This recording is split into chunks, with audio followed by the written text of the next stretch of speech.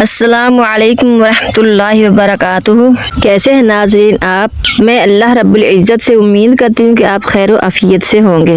I am Bushra and my channel name is Bushra Islamic Teacher Vlog on YouTube and TikTok۔ ناظرین، آج میں آپ کے ساتھ ایک بہت ہی ہلکی اور صحت بخش ریسپی شیئر کر رہی ہوں، وہ ہے ساگو دانے کی کھیر۔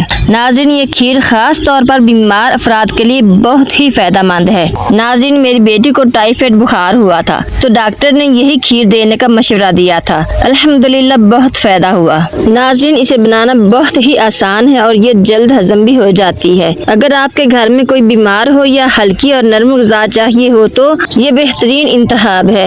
ناظرین، یہ ساگو دانے کی کھیر اگر بیمار کھائیں تو ماشاءاللہ الحمدللہ بہت جلد صحت یاب ہو جاتے ہیں، اور اگر صحت یاب انسان کھائے تو اس کی صحت اور اچھی ہو جاتی ہے۔ ناظرین، اگر آپ کو میری یہ ریسپی پسند آئے تو ویڈیو کو لائک کریں، شیئر کریں اور میرے چینل بشرا اسلامک ٹیچر ولاگ کو سبسکرائب اور فالو کرنا نہ بھولیں۔ اللہ تعالیٰ آپ سب کو صحت عطا فرمائے، آمین۔ تو ناظرین، اب میں ساگو دانے کی کھیر بنانا شروع کرتی ہوں۔ تو ناظرین، اس ساگو دانے کی کھیر کے لیے میں نے آدھا پاؤ ساگو دانہ لیا ہے اور 1.5 کلو دودھ لیا ہے۔ تو ناظرین، یہ ساگو دانے کے دانے ماشاء اللہ تعالی بہت ہی صاف ستھرے ہیں، اس لیے میں نے ان کو صرف 2-3 مرتبہ ہی دھویا ہے۔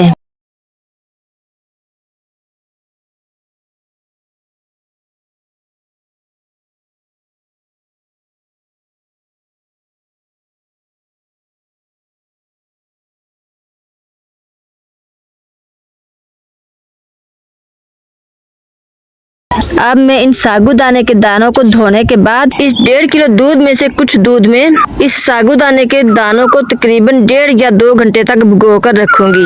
ناظرین، ساگو دانے کو پانی میں بھی بھگو کر رکھ سکتے ہیں اور دودھ میں بھی، وہ آپ کی مرضی ہے۔ میں نے تو دودھ میں بھگویا ہے۔ اب ساگو دانے بھگوئے ہوئے کو تقریباً 2 گھنٹے سے زیادہ ٹائم ہو گیا ہے۔ اب میں دودھ ابیل کر لیتی ہوں۔ اب دودھ ابیل ہونے لگ گیا ہے تو میں اس میں بھگویا ہوا ساگو دانہ ایڈ کر لیتی ہوں۔ ناظرین، ساگو دانے کو 2 گھنٹے سے کم یا زیادہ وقت بھی بھگو سکتے ہیں، اور اس بھگوئے ہوئے ساگو دانے کو ٹھنڈے دودھ میں ایڈ نہیں کرنا۔ جب دودھ ابیل ہونے لگ جائے تب اس بھگوئے ہوئے ساگو دانے کو دودھ میں ایڈ کرنا ہے، اور ساگو دانے کو دودھ میں ایڈ کرنے کے بعد اس میں چمچ مسلسل ہلاتے رہنا ہے۔ ساگو دانہ دودھ میں ڈالتے ہی اس لیے چمچ ہلانا شروع کر دینا ہے کیونکہ یہ بہت جلد نیچے لگ جاتا ہے۔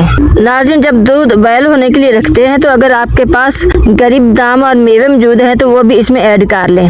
گری اور بادام کو گرینڈ کر کے اس میں ڈالیں، اس سے ٹیسٹ بھی بہت زیادہ اچھا ہو جاتا ہے اور طاقت بھی بڑھ جاتی ہے۔ ناظرین، اس وقت میرے پاس گری بادام اور میوے موجود نہیں ہے اور نہ ہی کوئی گھر میں موجود ہے جس سے منگواؤں۔ اب ساگو دانہ پکنے تک انشاءاللہ تعالی بچے اسکول سے آ جائیں گے تو پھر میں ان سے یہ ساری چیزیں منگا کر بعد میں ایڈ کر لوں گی۔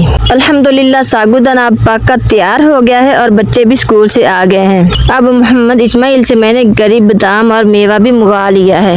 ناظرین، گرمی کا موسم ہے اس لیے میں نے میوہ بھگو کر رکھ دیا ہے کیونکہ یہ سوکھا بہت گرم ہوتا ہے۔ اب ساگو دانہ ٹھنڈا ہو چکا ہے تو جو میں نے میوہ بھگو کر رکھا تھا اب میں اس پر لگا دیتی ہوں اور کوکونٹ گرینڈ کر کے اس پہ لگا دیتی ہوں۔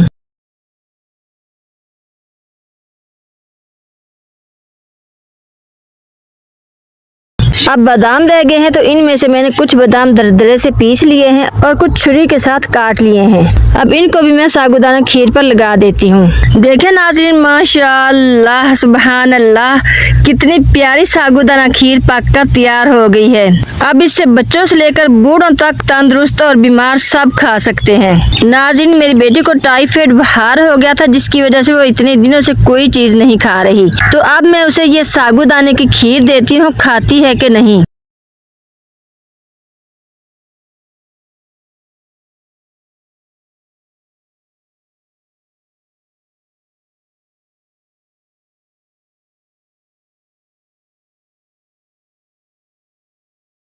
ماشاءاللہ الحمدللہ، اس نے یہ ساگو دانے کی کھیر بہت خوشی سے کھائی ہے اور کہہ رہی ہے کہ مما جی بہت مزیدار بنی ہے۔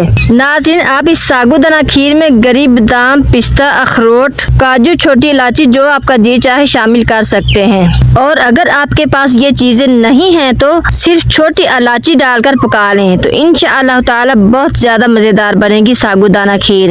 اور اگر چھوٹی الائچی بھی نہیں ہے تو ساگو دانہ کھیر کو صرف अकेले दूध में पका कर खाएं तो फिर भी बहुत ज्यादा मजेदार बनेगी इंशाअल्लाह ताला। तो नाज़रीन, कैसी लगी आपको हमारे साबूदाने की खीर की वीडियो? आप भी जरूर पका कर खाएं और बताएं कि कैसी लगी आपको। हमारे घर में तो माशाअल्लाह सुबहान अल्लाह अल्हम्दुलिल्लाह छोटों से लेकर बड़ों तक सब ने बड़े शौक से खाई है।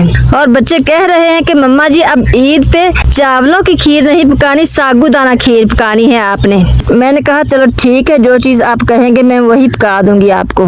नाज़रीन, अपना बहुत ज़्यादा ख्याल रखना और हमें अपनी दुआ में ज़रूर याद रखना।